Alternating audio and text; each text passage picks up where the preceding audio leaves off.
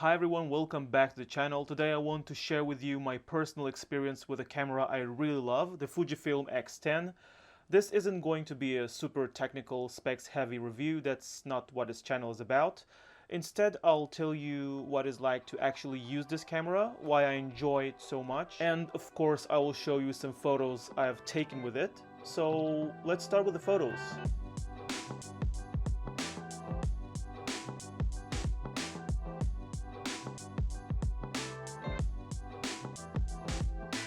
So I've been using the X10 almost exclusively for street photography and sometimes some urban photography and also travel photography.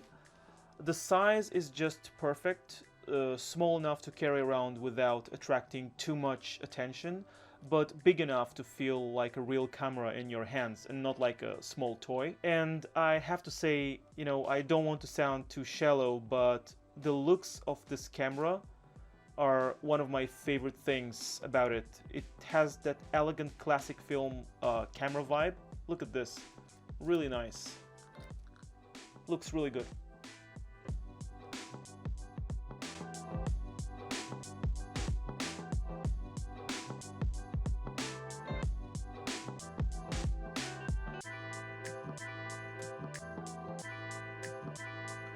The build quality is fantastic. It's made of metal and the buttons and dials feel solid and satisfying to use. It doesn't feel cheap at all. It feels like a camera you actually want to hold and use. Even though this camera doesn't have all the modern Fujifilm simulations, it still comes with some classics like Provia, Velvia, Astia and a few black and white modes. So by tweaking settings like shadows, highlights and dynamic range, you can actually create your own recipes. And I've made two that I really love.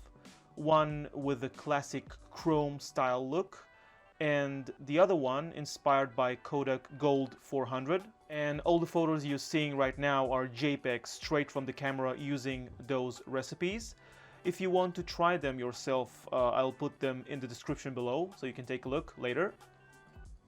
Another thing I love about this camera is the lens. It's a 28 to 112 millimeter equivalent zoom that's really good, and you can use it for all kinds of stuff with a fast f2 aperture at the wide end and a 2.8 aperture at the long end. And actually one of the coolest things about this camera is that you turn it on by twisting the zoom ring just like this. So this is really cool. I really like it.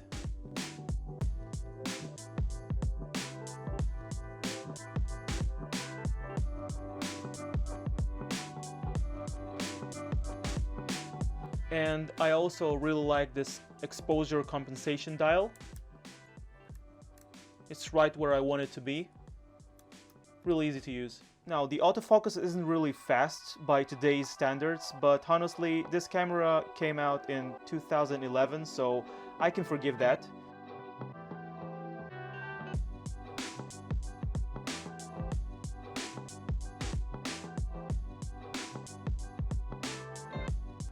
And as for the optical viewfinder over here, I'm not the biggest fan. I almost never use it, but it's there if you want it. You can always use it. So I've paired my X10 with this nice leather strap. I think it looks really good.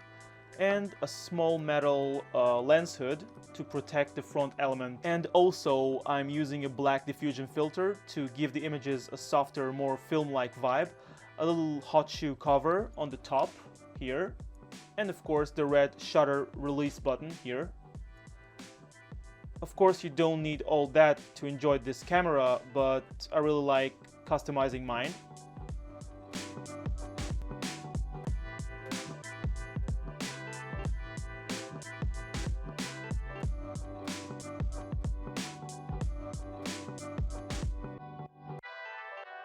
For a camera from 2011 with such a small sensor, the Fujifilm X10 is absolutely amazing. It's one of my favorite cameras for street and travel photography.